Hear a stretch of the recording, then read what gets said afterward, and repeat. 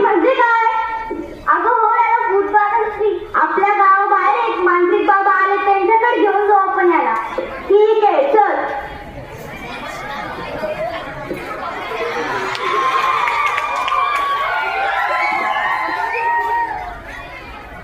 बाबा, माझ्या बाळाला बघा ना काय झालंय.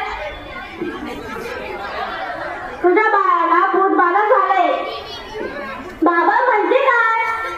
म्हणजे तुझ्या बाळाला विहिरीतल्या भूताने झपटलंय. बाबा